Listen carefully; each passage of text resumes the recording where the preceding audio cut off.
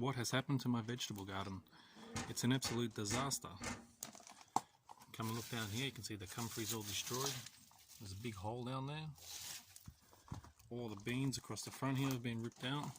This little plastic bottle here that we had around the nasturtium is completely out of the ground and gone. The nasturtium is not even there anymore. Our rosemary plant, it's been dug out. It's dry, dead as a bone. You can see here some more of the comfrey leaves that have been smashed. Spring onions are getting smothered. Dig over here, the oregano. The oregano is still not doing too bad. It is half buried, but if we dig through here and have a look. What happened was, the dog got in here and dug it all out. She's never done this before, so I think she must have been chasing a mouse or a rat or something down here. She dug a big hole behind the comfrey. So what we're going to do today is get in here, give it a good tidy up, cut back the comfrey, this rosemary dead plant. I don't know, we'll cut that up and use it as compost or mulch or something. Try and save a few of these bean plants. And the spring onions here, we'll try and save these as well. So we'll get started, give it a bit of a tidy up, see how she looks. Okay, so this is how we're looking just at the moment. As you can see, I've cut back quite a bit of the comfrey. It's just down here. This will be going to the chook house. Good source of protein for the hens. And we can see in here the oregano. We've saved as much of this as we can. It was completely buried, as you can see before. It's looking pretty good now. We've managed to save 3 bean plants. This one's only got 1 leaf, so fingers crossed it'll take off. This one here you can see is covered in new growth. So hopefully this one here will thrive. Get some beans off there.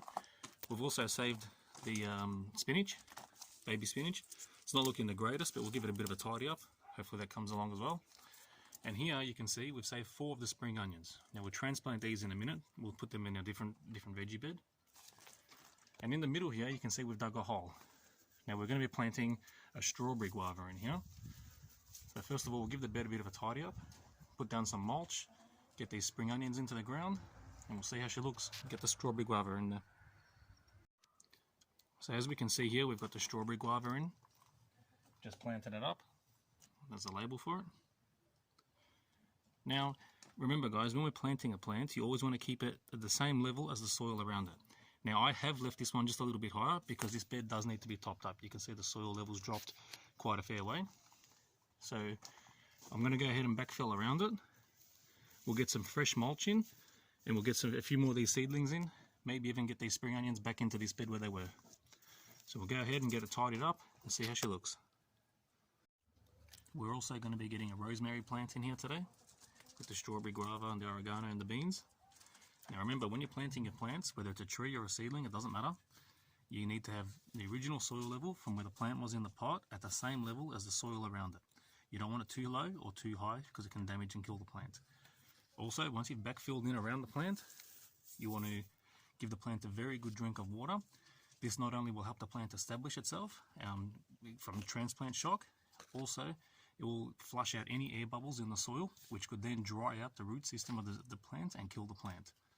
There are 2 very important things when it comes to planting plants. I'll get this little fella in, we'll mulch around it and see how the final result looks. Now here's the final result, everyone. All mulched up, we've got the strawberry guava in the middle, got the rosemary over here, the oregano, saved most of it, still not looking the greatest, but it should take off and be okay. The spinach here is looking good, gave a good haircut to the comfrey at the back, and the beans along the front.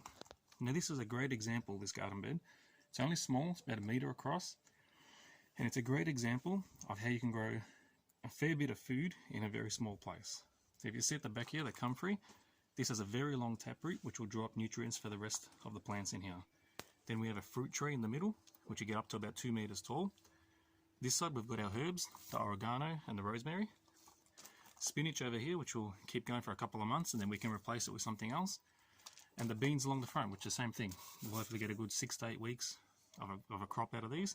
And then we can replace it with something else. Now even like this, you can still fit a lot more in here. I mean, there's plenty of room at the front here to put some radishes in or silver beet. Same at the back, you could put some carrots in, you know, anything. Yeah. So this is a great example of how you can grow a fair amount of food in a small space. I hope you enjoyed the video. If you did, please subscribe to my channel. And thanks and bye for now.